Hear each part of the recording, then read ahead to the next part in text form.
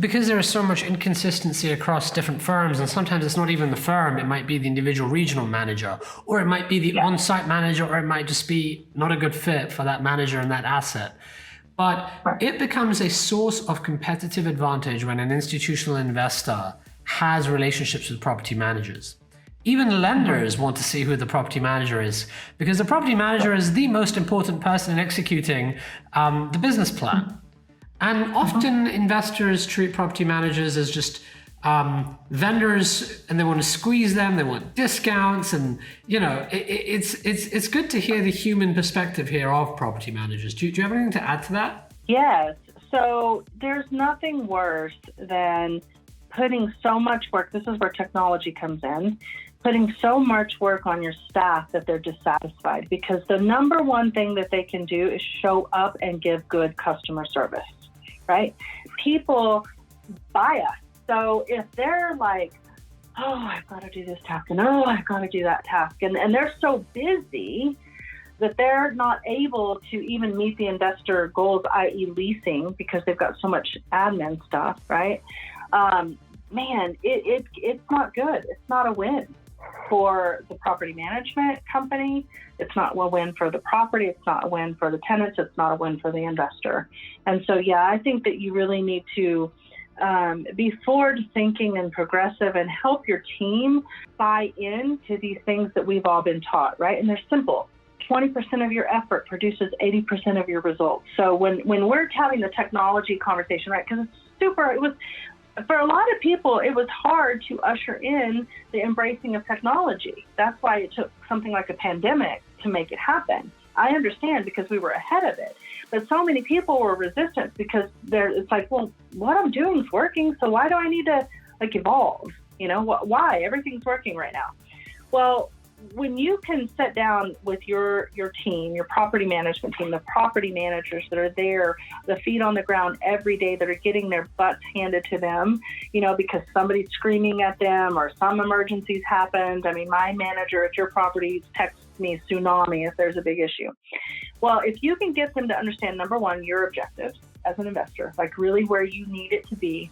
And then you can help them understand that, listen, you don't have to take rent in the office anymore, because when you're taking that time to enter in $90,000 worth of rent, you're missing the opportunity to lease an apartment. So why don't you embrace the use of the online tenant portals and start having conversations with your residents that kind of don't give them another option, they don't get to come in and pay rent in the office anymore, So then what does that do for you, Mr. or Mrs. Manager? Now that you don't have to spend that hour every day entering in rents, what can you now do with that hour? And when they start to get free from the administrative paperwork, and they can actually start to operate in what their strength zones are anyway, because let's face it, people who are property managers love people, everything opens up. Productivity increases, their level of satisfaction, tenant retention. The byproduct of just that one little shift is enormous. A valuable insight, especially as we have a lot of investors and founders listening to this show. When you're selling your product and pitching it and positioning it to property managers, emphasizing the cost and savings is only one angle. At the end of the day, you want to save time and you want to make their lives easier. And all too often, the very logical engineering, sometimes driven founder is going to miss that pitch. The pitch has to be, or a big part of the pitch has to be, connecting on an emotional level with the property management firm and explaining how this is going to motivate their staff. And this is going to give them more leverage that they can spend time on higher value activities. It's not just simply a matter of saving costs, because I bet you get pitched that a lot. And let's move on to that. You get pitched a lot. Property managers are just flooded with startups wanting to work with them constantly. How do you decide who to work with? What advice do you have for founders who want to get early customers in the property management space? If they're selling a single tool or a whole solution, what's your advice? So there's two, I'm going to break this down into two. So you've got the clients, you've got your customers, which are the tenants, and then you've got your employees. And so I'm going to start really in the employee space, because I'm nothing without the people that I work with and alongside, nothing. And so, I have had all sorts of kind of philosophies thrown at me over the years, and I came back to just really who I am at the core. And that is that I don't necessarily care about the degree that you hold or the educational accolades or any of that kind of stuff. I'm looking for, are you hungry? Are you humble? Are you smart? Are you willing, to show up every day and play in the arena with me? And if I have those qualities in an employee, man, I feel like I can do anything with them, right? Angela Duckworth wrote a book called Grit, and she talked about, talent versus effort. And really, effort counts twice, right? So the talent, at the end of the day, it's great, but I really want somebody who is going to put in the effort, because that's going to be a part of my success as well. So that's on the employee side. Is I really am looking for hungry, humble, and smart. In terms of clients, I think that, again, I just keep going back to this. It's like who you are authentically and who do you want to be aligned with. And life is so much bigger than what's in the bank account, and I think we all obviously want to have an abundant life. I don't want to operate out of scarcity. I want opportunities in abundance. And yet I don't want to align myself with individuals who are going to, for lack of a better term, suck the life out of me, and it's not going to be a good relationship. And so, when you are clear on who you are as a company and what your value proposition is, it becomes easier to attract the kind of clients that you want. So knowing your value proposition, knowing who you are, and being unapologetic about it. I heard a mentor of mine said once, you can say no. You understand that you can say no to business. And I was like, oh, well, that's a noble idea. I can say no to business because we're so accustomed to being yes, yes, yes. Yes, I can do it. Yes, I can do it. Oh my gosh, yes, I can do it. And being a yes person doesn't always serve, everybody's best interest. And then the customers for me are the tenants, right? I had a really hard time coming from being a property manager at a multifamily Class A property and then becoming like a fiduciary. So this is a real tricky situation, because when you're a property manager, you're not really thinking about your owner when you're sitting in that chair. You're thinking about your tenant, your resident. And so your resident needs trump everything. And that's great. Okay? But when you get into the fiduciary mindset, you realize, they're my customer. They're not my client. And so you have to be able to understand where your fiduciary responsibilities lie while still serving your customer base at a very high level.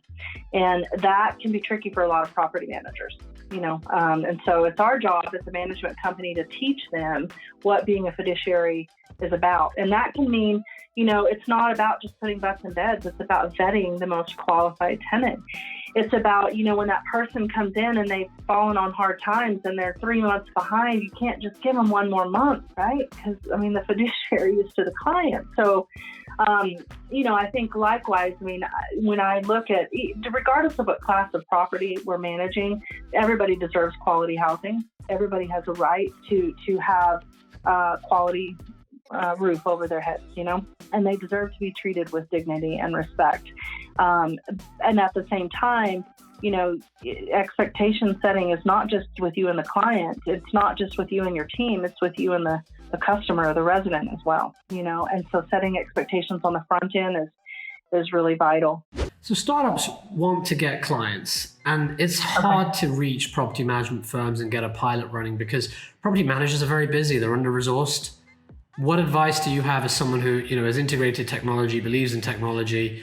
How can they meet you where you are? And what advice do you have for them to get a successful pilot running?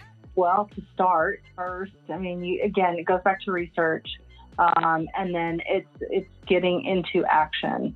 And so if we're talking about the integration of technology, is that what we're talking about? The integration of technology? So I'm so passionate about this. You as a company, as a team, need to sit down and go, okay, where are we? Where are the opportunities for improvement? But moreover, I think that you could be doing everything great. You still need to be looking at ways that you could get ahead. So I read Leadership by John Maxwell. And one of the things he said is like, we used to be able to go goal set for like 1 year, 3 year, 5 year. Those days are gone. We need to be goal setting for like 6 months, right? Because things are changing so rapidly. And so I think you need to sit down and you really need to take a good look at like, where can we improve our level of service with our employees? Because if employee satisfaction is low, that's bad.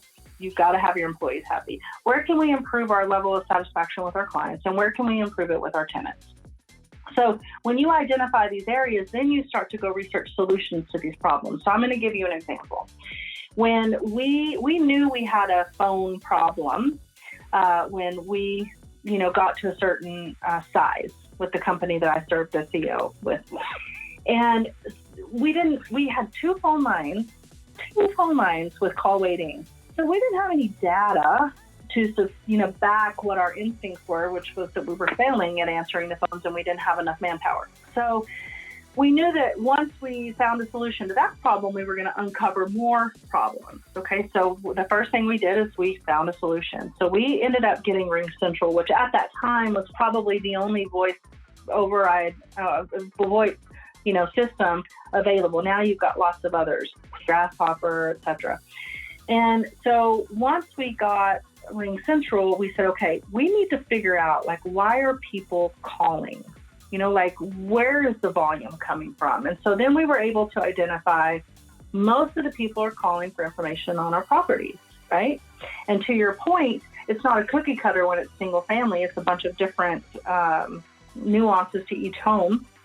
So we said, well, man, there's only like 480 working minutes in a day. And if your average talk time is 2 minutes, and we're getting 1,000 calls a day because now RingCentral's telling us what the data was that we didn't know before, right?